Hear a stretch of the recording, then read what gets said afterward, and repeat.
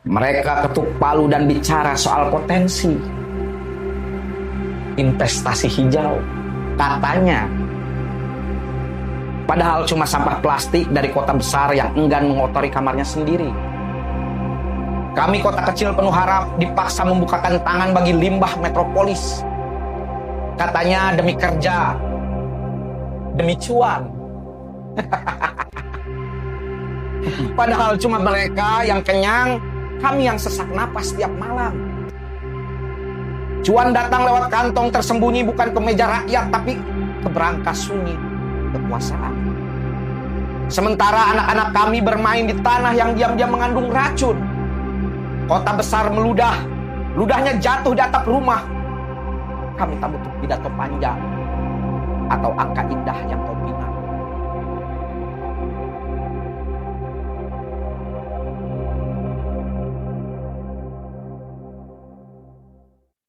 Bismillahirrahmanirrahim. Assalamualaikum warahmatullahi wabarakatuh. Waalaikumsalam. Kembali lagi bersama saya Muhammad Agus Salim dalam acara Pandeglang Podcast. Kali ini saya kedatangan teman-teman aktivis nih. Ada dari masyarakat sipil ya, ada dari mahasiswa ya. Sama saya sudah hadir Kang Elang Asrajingga. Yang mana Kang Elang? Saya Kang Lang. Biasa kayak aku mah. Aku Kang Revaldi yang tengah Kang Revaldi dan Kang Gugun yang lebih dikenal dengan Gugun Pegat ya. betul. Ya, alhamdulillah hari ini terima kasih untuk teman-teman sudah hadir di studio Pandeglang TV dalam program Pandeglang Podcast. Belakangan ini kebijakan kerjasama sampah di Kabupaten Pandeglang menuai polemik. Banyak masyarakat dan para aktivis yang menyoroti tentang hal tersebut, termasuk dari teman-teman aktivis yang hadir malam hari ini. Mereka membuat gerakan namanya Pandeglang Gelap begitu ya. Pandeglang hitam. Sorry, Pandeglang Hitam, Pandeglang Gelap. Pandeglang Hitam. Nanti kita akan membahas seputar Pandeglang Hitam yang memang momentumnya mereka menyoroti terkait dengan kerjasama sampah itu sendiri. Betul. Oke. Mungkin saya ke Kang Gugun dulu. Bagi Kang Gugun, gerakan Pandeglang Hitam ini apa sih sebetulnya? Jadi gerakan Pandeglang Hitam ini, bagus. Kita ini emang terpantik dari tentang kasus yang sampah ini gitu tuh. Berarti Awalnya hadir memang dalam kasus ini. iya, awalnya emang terbentuk dari situ. Saya baca puisi di tempat sampah dan akhirnya ada respon nih dari kawan-kawan. Dan emang kita ngelihat juga situasinya hari ini. Kawan-kawan aktivis, kawan-kawan ya pergerakan di Pandeglang kayaknya diem, redup gitu tuh. Redup dalam hal ini. Akhirnya yuk kita buat ruang yang emang nggak ada warna. Karena saya yakin hitam itu kenapa disebutnya Pandeglang Hitam. Karena hitam itu adalah perangkum semua warna yang terabaikan. Akhirnya seiring berjalan waktu kita kumpul satu dan akhir banyak ya. Akhirnya banyak. Di grup itu hampir sampai 140 orang gitu. Berarti memang gerakan yang baru dibentuk ketika ada polemik sampah itu. Sampai itu. Siapa saja yang tergabung di dalam Pandeglang Hitam ini, gerakan ini? Yang cukup masif saat ini di media sosial juga. Banyak ya. Maksudnya dari berbagai kalangan atau memang khusus mahasiswa saja? Semua. Malah kita waktu aksi pertama ada anak-anak STM yang kita tanya dari mana ini? Tahu dari mana? Ternyata mereka tahu dari media sosial dan mereka resah juga. Tapi kan karena emang nggak boleh ikut aksi dengan seragam sekolah, akhirnya kita larang tuh ada berapa? Hampir 60 orang itu. 60 orang. Kemarin tuh pas aksi pertama. Ya. Kalau di Pandeglang Hitam ini ada semacam struktural koordinator seperti itu atau pemimpin aksi atau apa sih disebutnya kalau di lapangan? Ada korlap Kalau gitu. korlap Ada ya nggak sih, ada. Kak? Tapi kalau di Pandeglang Hitam kalau kayak ketua itu kayak enggak kita nggak pakai. Jadi memang pure murni gerakan timbul dari keresahan. Yang punya keresahan tentang Pandeglang lah intinya. Pandeglang Hitam itu. Ya, selain gerakan menyoroti tentang kebijakan sampah di Pandeglang Hitam ini ada sebuah program kah atau apa enggak atau memang hanya Jadi sebenarnya kalau berbicara program dan lain-lain emang sebelumnya itu udah ada. Kita tuh namanya Kamisan Pandeglang. Cuma emang redup di COVID itu ya. Dan emang kawan-kawan Kamisan Pandeglang itu rata-rata anak-anak mahasiswa yang kuliah di luar. Akhirnya emang redup dan kemarin kebetulan pada pulang lagi dan emang ada kasus ini, akhirnya kita buat lagi, tapi udah jangan Kamisan, tapi Pandeglang Hitam aja. Gitu. Dan untuk menyoroti kasusnya, mungkin kayaknya kita bakal terus di hari Kamis sore kita bakal adain ngobrol santai di alun-alun Pandeglang. Jadi setiap hari Kamis tuh rutin tuh nanti. Kang Revaldi mungkin bisa menambahkan, untuk apa Pandeglang Hitam ini dan apa sih tujuannya sebetulnya begitu? Sebenarnya untuk Pandeglang Hitam itu sendiri ya bentuk daripada menyadarkan masyarakat lah. Bahwasanya di Pandeglang ini masih banyak sekali problematika yang perlu kita sadari ya.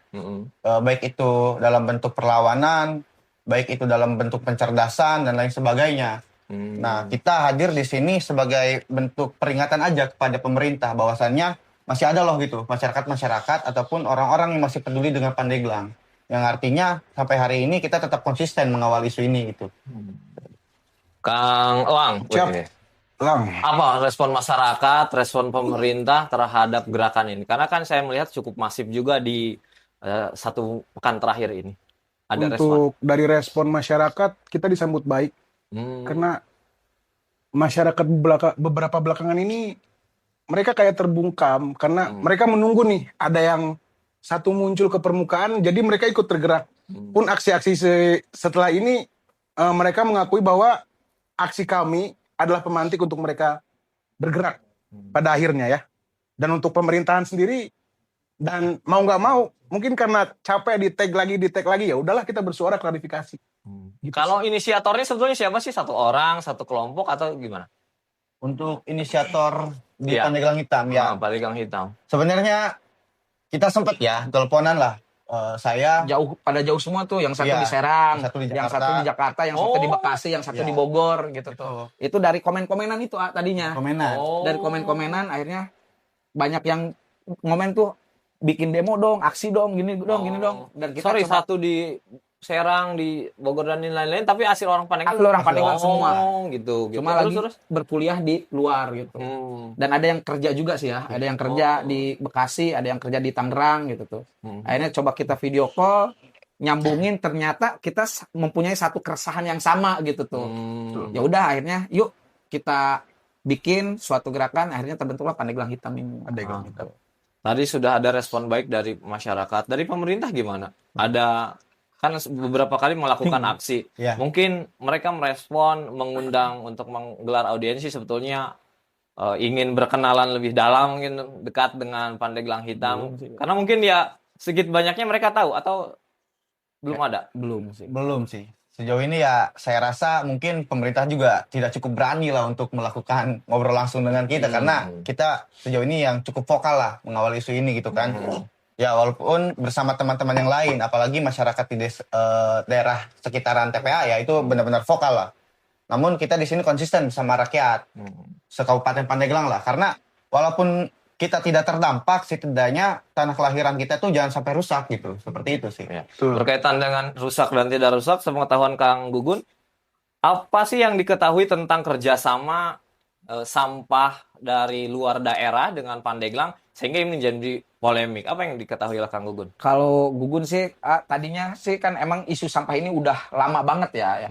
Udah lama banget sih gitu tuh, udah dari tahun berapa sih kerja sama Kabupaten Serang kan. Nah, yang Gugun sebenarnya sama kawan-kawan ini nggak nolak tentang TPA di Bangkonol ini, nggak nolak. Kita juga nggak apa ya, nggak menolak kemajuan juga ya gitu tuh. Tapi setidaknya benahi dulu nih gitu tuh. Kan kita udah sebelum kerjasama sama Tangsel ini udah kerjasama sama Kabupaten Serang. Nah, jadinya apa? Kerjasama sama Kabupaten Serang ini jadinya apa gitu tuh. Sedangkan hari ini ngedenger bakal bertambah 500 ton. Kayaknya siapin dulu deh gitu tuh. Walaupun ada kata-kata Pak Wawu Babes itu berlian apa? Jangankan berlian, Jangankan sampah pun berlian, kalau jadi cuan kita ambil. Nah, kita kan tahu berlian juga kan harus ada proses sebelum menjadi berlian. Ya. Enggak semua langsung jadi berlian utuh gitu tuh. Ada prosesnya gitu. Itu sih ya. Kalau Kang Revaldi ini kan udah beberapa kali saya melihat akhirnya masyarakat juga turun ke jalan, melakukan aksi dan lain-lain. Sejauh pengetahuan Kang Revaldi ngobrol dengan masyarakat, bisa diceritakan apa sih sebetulnya yang mereka memang keluhkan dan aspirasikan begitu di dalam gerakan Pandeglang Hitam? Ya. Pandeglang Hitam. Ya sejauh ini masyarakat ya selalu membicarakan mengenai dampak daripada sampah itu sendiri seperti ya polusi udara lah, bau segala macam menyengat lah ya.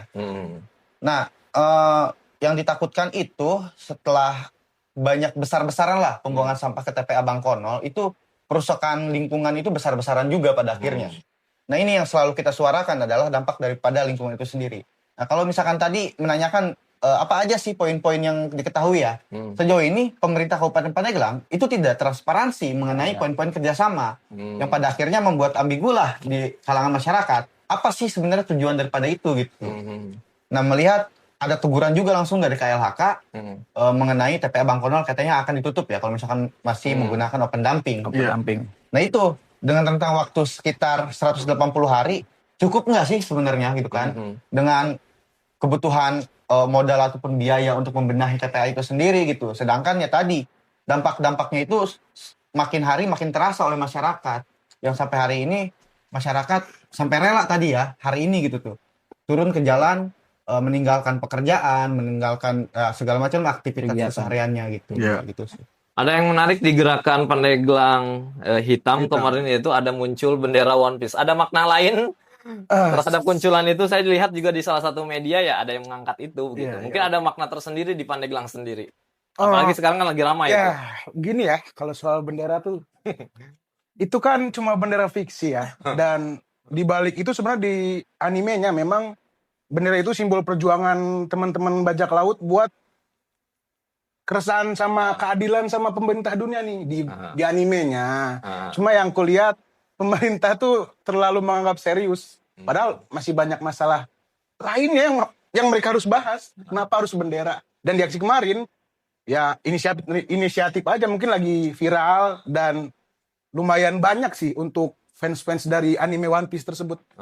Jadi ya nggak ada makna tertentu. Ya udahlah. Tapi ada yang nolak gak kan? Sempat ada ketika mengibarkan bendera itu dilarang gitu.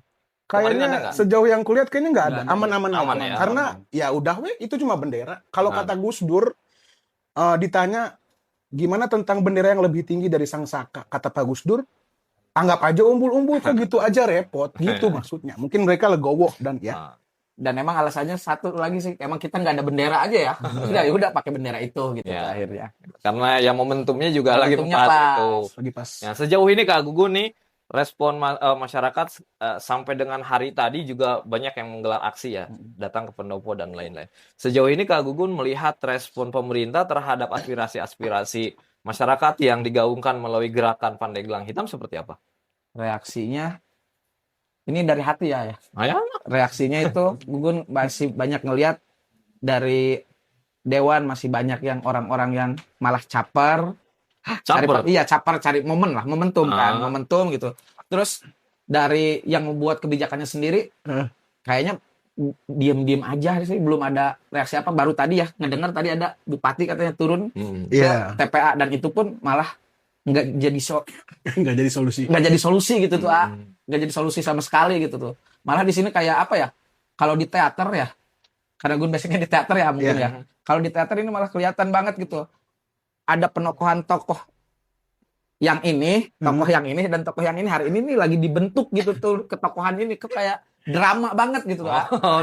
Ini kayak drama banget gitu tuh. Wakil ngomong kayak gini, tadi bupati ngomongnya kayak gitu, ada yang disudutkan dan ada yang mau jadi pahlawan gitu tuh kayaknya gitu tuh. Kalau terkait kebijakan ini Kang Revaldi, kita kan juga melihat ya secara gamblang di media. Ya kalau dikatakan tadi bupati ya baru tadi saya melihat juga ada kiriman juga ke tim Pandeglang TV, ada kiriman video klarifikasi Bu Dewi sebagai Bupati Pandeglang datang ke TPA meninjau dan memberikan statement. Tapi sejauh itu juga sebelumnya Wakil Bupati Pai Ing sudah memberikan klarifikasi terkait penanganan sampah ini gitu. Di dalam kacamata mahasiswa dan seorang aktivis, bagaimana pemimpin kita Kabupaten Pandeglang menyelesaikan sebuah masalah di pandangan Kang Revaldi gimana? Kalau menurut saya dari pernyataan Bu Dewi tadi ya, itu seakan-akan dia cuci tangan aja gitu. Cuci tangan. Dan juga pernyataan dari wakilnya nih Pai Ing itu beda gitu dengan nominal dengan untuk penanganan pengelolaan sampah lah. Tadi Bu Dewi bilang butuh 10 sampai 15 miliar. Tetapi di statement sebelumnya Pak Iing bilang ya butuh 40 miliar. Artinya dari situ aja udah mulai kelihatan nih. Ada perbedaan juga. Apakah memang mereka tidak di briefing secara bersamaan gitu kan? Atau memang berbeda pandangan pada akhirnya? Kalau misalkan tadi Bu Dewi ngomong katanya mau membenahi DLHK ya dan segala macam katanya kepala dinas dan segala macam, menurut saya itu adalah bentuk cuci tangan. Sedangkan pembuat kebijakan ataupun penandatanganan kontrak kerjasama itu kan Bu Dewi dan Pak Iing gitu. Kenapa hanya menyalahkan beberapa sisi saja? Mereka tidak introspeksi diri di situ. Yang lagi booming kan sebenarnya penolakan sampah dari Tangsel nih. Walaupun memang pada dasarnya cara pengolahannya lah yang kita sejauh ini kita tolak gitu tuh, karena belum memadai lah fasilitasnya seperti itu. Ya. Kalau dari pandang sudut mahasiswa, Kang Elang sebetulnya setuju atau mungkin ada tambahan terkait poin-poin apa yang diusulkan oleh masyarakat? Oke. Sebelumnya aku bukan mahasiswa. Aku warga sipil biasa. Gitu. Di masalah sampah ini aku juga resah sih, karena aku tipe yang nggak bisa nyium bau sampah. Waktu itu keundang dan nggak jauh dari situ nggak bisa lebih lama dari 2 menit, aku nggak kuat. Terkait kebijakan itu ya aku cuma pengen kejelasan aja sih. Saya cuma kejelasan kenapa nih, apa nih kok tiba-tiba ada kajian siapa, ada rembukan sama siapa, kan warga Pandeglang nggak 1, 2, 3, 4, 5 doang. Ada lebih dari 10, 100 bahkan. Itu sih. Kak Gugun, di statement wakil Bupati juga setelah penandatangan MOU, beliau mengatakan kerjasama ini dilakukan karena dukungan dari masyarakat kalau gitu, atau masyarakat tidak ada penolakan. Sejauh Kak Gugun mengawal masyarakat, apa tanggapan terhadap pernyataan itu? Ya mungkin yang namanya masyarakat juga kan kita harus pertanyakan masyarakat yang mana juga ya Kak. Karena emang yang Gugun tahu juga di masyarakat juga ada yang pro dan kontra juga kan. Gitu, maksudnya, ada yang pro juga. Ada yang pro, ada yang kontra, pastilah. Kalau namanya emang di titik-titik aksi ya pasti ada yang pro, ada yang kontra gitu tuh. Gitu. Maksud Gun, hari ini Gun juga cuma bingungnya kenapa kok alasannya untuk memajukan PAD kok cepet-cepet amat sih gitu tuh. Kok buru-buru amat? Santai dong, kan baru juga ngejabatnya belum baru beberapa bulan gitu tuh. Dan emang kalau emang mau memajukan PAD, menurut Gugun masih banyak caranya lah gitu tuh. Masih sangat banyak caranya gitu tuh. Ada pointer atau highlight yang disampaikan saya tangkap dari Bupati dan Wakil Bupati. Kenapa kebijakan ini dipaksakan? Karena adanya teguran dari Kementerian Lingkungan Hidup terhadap TPA Bangkonol yang diberikan waktu tenggat sekitar 180 hari kalau tidak salah. Kalau tidak itu dilakukan pengelolaan secara baik yang membutuhkan biaya besar, maka itu akan ditutup. Gitu. Masyarakat sejauh ini, Kang Revaldi, mengawal, mereka tahu nggak sih dengan konsekuensi itu? Sejauh ini masyarakat harusnya tahu ya, karena kan Bupati sudah mengeluarkan statement. Tetapi yang menjadikan bentuk pertanyaan, setelah adanya teguran, itu Bupati dan Wakil Bupati ini sebenarnya memang ingin membenahi, gitu kan? Atau memang mencari keuntungan sebelum TPA itu ditutup. Karena kalau kita mengaca kepada Undang-Undang Nomor 18 Tahun 2008, metode open dumping itu sudah dilarang, gitu kan? Itu tahun 2008 loh. Dan di pasal berapa gitu, saya lupa, mohon maaf gitu. Bahwasanya setelah undang-undang ini disahkan, TPA itu selamat-lambatnya 5 tahun. Itu sudah melakukan pembenahan. Nah ini kenapa baru sekarang gitu kan? Artinya ya lo kemana aja gitu tuh. Baru sekarang nih setelah dapat teguran gitu kan dari KLHK. Dan saya rasa waktu 180 hari 6 bulan. Ya 6 bulan itu bukan waktu yang cukup untuk ini ya, cukup untuk perbaikan gitu tuh. Makanya kenapa ini sih buru-buru banget kalau kata Gugun gitu kan? Apakah memang ada niatnya terselubung dan lain sebagainya? Terlebih kita ketahui lah baru kemarin ya, kalau nggak salah baru-baru ini Dinas Lingkungan Hidup di daerah Tangerang Selatan itu kan terkena kasus korupsi terkait pengelolaan sampah. Kita berpikir liar secara itu aja gitu kan. Nah ini yang kita takutkan juga yang kita takutkan di Pandeglang juga akan berdampak seperti itu gitu loh. Gitu tuh. Kalau dihadapkan dengan fiskal yang memang tidak mumpuni. Jadi saat ini kan Kabupaten Pandeglang kita tahu bersama. Iya. Ketika melakukan pengelolaan sampah yang memerlukan biaya yang besar, Betul. ya lagi-lagi pemimpin daerah kita bilang uangnya dari mana? Nah, ini kan ada yang mau masuk dari Tangerang Selatan begitu. Nah, terkait alasan dengan fiskal yang rendah, sementara jika yang lain akan dioptimalkan dari sisi lain kan juga butuh waktu yang sama. Iya. Berkaitan dengan itu, sejatinya nih dari hati yang lubuk paling dalam melihat konsekuensi itu, fiskal yang rendah, kemampuan PAD yang sedikit, sebetulnya teman-teman nih dari kacamata masyarakat sipil dan mahasiswa menolak nggak sih dengan kerjasama ini? Sebenarnya gini ya, mengenai untuk mendorong PAD, sebenarnya kita tidak ada permasalahan terkait itu, malah mendukung penuh gitu kan. Cuman sudah mampukah Pandeglang untuk mengelola sampah sendiri gitu tuh, sampai harus mengimpor? Memang tidak ada gitu kan.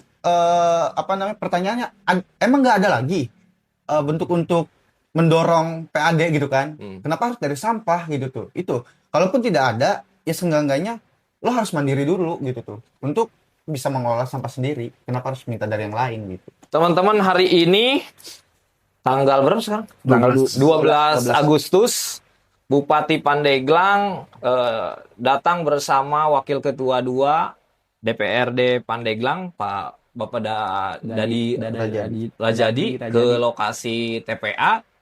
Nah, nanti kita juga akan sedikit tayangkan cuplikannya.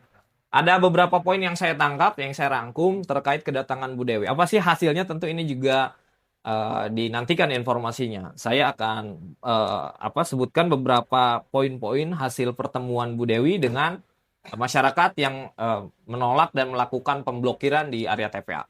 Yang pertama, Pemkab Pandeglang dan DPRD Pandeglang berdasarkan statement Bu Dewi akan mengkaji ulang begitu. Selama kalau tidak salah 30 hari atau berapa gitu ya. Intinya akan mengkaji ulang DPRD dan Pemkab Pandeglang terkait kerjasama dari Tangsel ini. Akan dikaji ulang lagi. Kemudian yang kedua, Bupati akan mempersiapkan sarana prasarana sesuai dengan ketentuan yang disarankan oleh Kementerian Lingkungan Hidup. Kemudian ya terkait banyak masyarakat yang tidak dilibatkan dalam diskusi, beliau juga berjanji akan melakukan FGD. Kemudian juga hari Kamis besok nanti akan melakukan konferensi pers dan menjawab semua pertanyaan-pertanyaan dari media katanya. Kemudian pengelolaan yang sangat buruk kata Bu Dewi saat ini, beliau mengakui bahwa pengelolaan saat ini, beliau sebagai kepala daerah menilai bahwa pengelolaan yang sampah saat ini buruk dan beliau katanya akan mencopot atau mengganti kepala UPTD pengelolaan sampah di Dinas Lingkungan Hidup Kabupaten Pandeglang. Setelah itu kita tahu bersama juga selain oleh UPTD, pengelolaan sampah ini dikelola oleh PBM ya. Dan ini katanya juga beliau menilai kurang optimal dan bahkan akan diganti juga katanya. Selain itu juga Bu Dewi juga berjanji akan melibatkan masyarakat jika nanti pengelolaan sampah ini sudah berjalan, serta akan membentuk bank-bank sampah di tiap daerah untuk mengurai dan mengurangi dampak lingkungannya. Serta hari ini Bupati memohon datang langsung ke TPA untuk dibukakan blokade ya yang dibuat oleh warga agar armada sampah bisa masuk. Dan ada dua yang saya tangkap dari masyarakat permohonan. Yang pertama memohon agar sampah dari Tangsel setelah MOU ini tidak dulu dibuang ya sebelum dilakukannya pengelolaan sampah.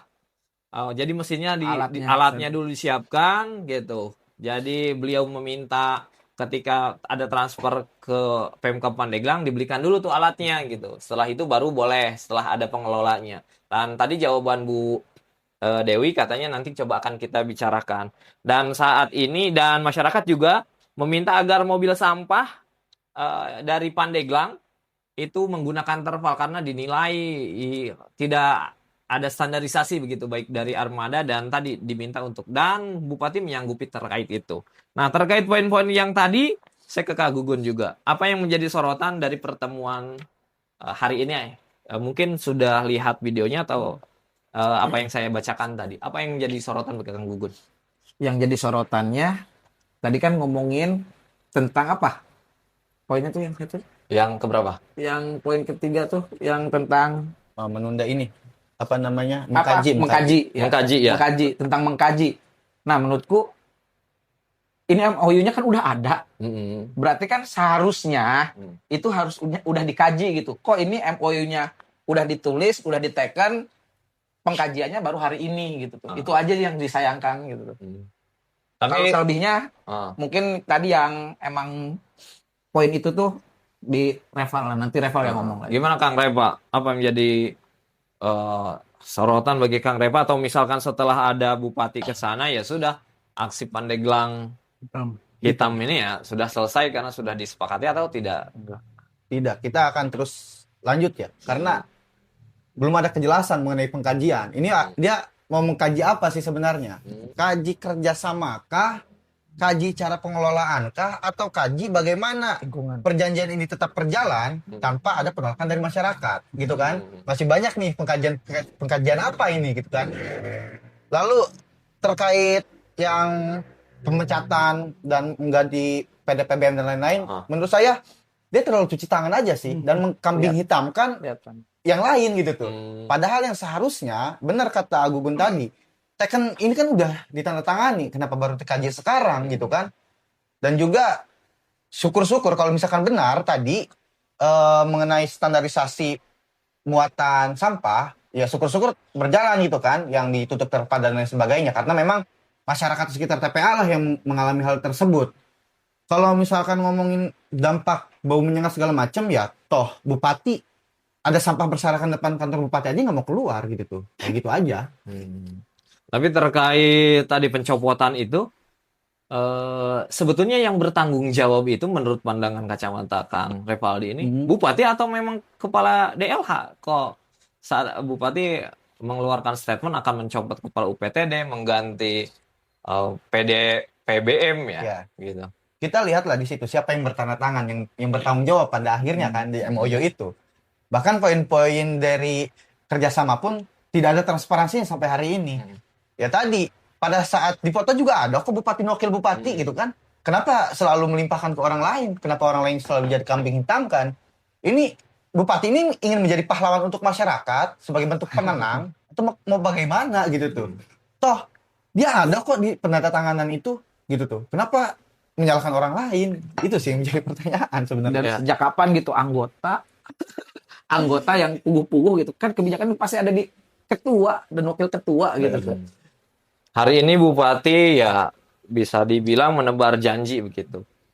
Pandangan Kang Lang percaya dengan apa yang telah diucapkan oleh beliau?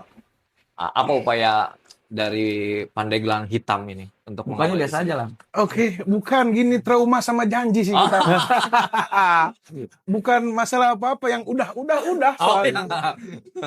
Jadi upayanya ya kita bakalan terus sampai apa ya, sampai menang, sampai semua jelas. Karena kan kita butuh kejelasan kan. Menang itu dalam konteks Kang Lang Jelas. Jelas itu seperti apa maksudnya? Ya seperti yang disebutkan tadi, kejelasan ke masyarakatnya, kejelasan kayak mau gimana nih pengelolaannya, mau gimana nih cara mereka buat intinya masyarakat nggak sebegitu terdampaknya lah. Kasian kan kita, apalagi ya saudara-saudara aku kan di sana juga.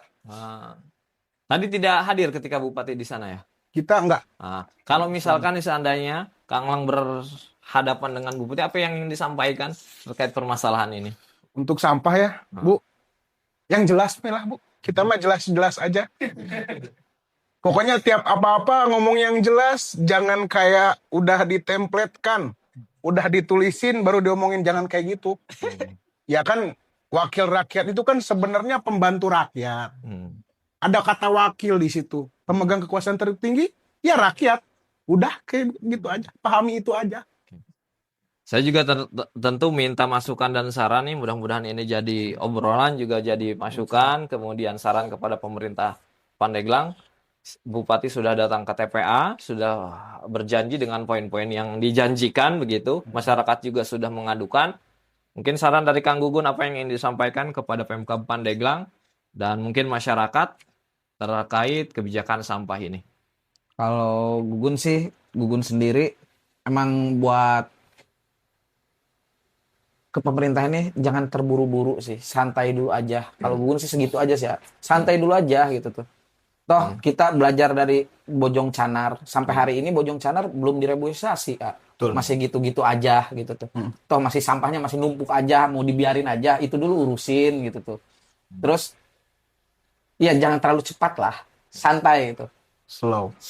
Kalau dari Gun itu aja sih ke pemerintah, santai aja. Santai, jangan terburu-buru mengambil kebijakan. Dari Kang Revaldi mungkin ada yang lebih konkret, saran yang ingin diberikan kepada pemerintah Kabupaten Pandeglang terhadap kebijakan sampah ini. Ya, pastilah untuk pemerintah harus lebih memperhatikan dampak-dampak daripada pengelolaan sampah itu sendiri, dan bagaimana caranya harus bisa lah untuk mengelola sampah.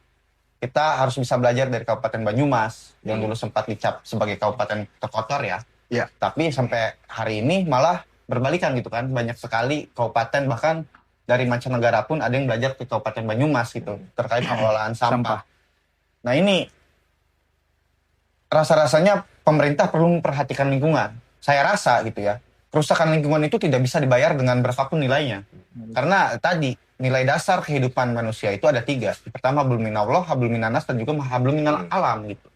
Kalau misalkan salah satunya tidak terjaga, ya pasti ada ketidakseimbangan dalam hidup gitu sih. Paling kayak gitu aja sih. Dibuat ininya ya, fasilitas terlebih dahulu aja gitu.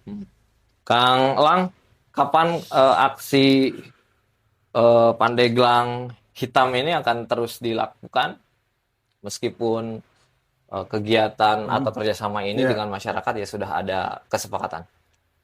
Pasti terus, dan 14 Agustus sih. Karena setiap Kamis kita meniru Kamisan tapi dengan tuntutan yang berbeda. Karena isunya sampah, ya udah sampah. Dan buat saran sih, saya mah pengen ngomong gini aja, kan masyarakat di daerah tuh kan gak 1-2. Jadi kalau ada apa-apa, mau ngetok palu lah keputusan apapun, libatkan kami warga sipil. Libatkan aja, minimal satu daerah dapat 10. Itu yang bersuara. Kalau demokratis ya, kalau benar-benar menjunjung tinggi demokrasi. Tapi jangan yang udah diamanin juga. Oke, mudah-mudahan Pandeglang Hitam gerakan yang tetap konsisten, mengawal kebijakan pemerintah dan memiliki aksi nyata kontribusi terhadap pengawal kebijakan-kebijakan. Terakhir mungkin ada closing statement dari perwakilan Pandeglang Hitam, sebuah gerakan yang memang luar biasa saya pandang, masif dan memiliki dampak ya. Akhirnya masyarakat mau bersuara dan lain-lain di tengah mahasiswa tadi, bukan saya yang ngomong ya, Kak Gugur yang ngomong. Di tengah mahasiswa aktivis di Pandeglang yang ternindak bobokan mungkin ya. Terakhir statement atau mau kasih puisi nggak apa-apa. Ini khusus untuk pemerintah Kabupaten Pandeglang dan masyarakat Pandeglang, mahasiswa aktivis yang ternindak bobokan. Silakan dari Kang Gugung atau Kang Revaldi. Paling Gun pengen membacakan satu puisi ya, karena emang bidangnya di situ. Kalau ngomong Gun suka terpatah-patah. Oh, boleh. Ini ada emang puisi yang Gugun tulis tentang ini, yang Gugun kasih judul Sampah dari Singgasana. Oke.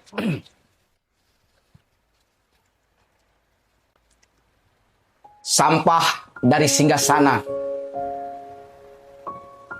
Di balik senyum seremonial,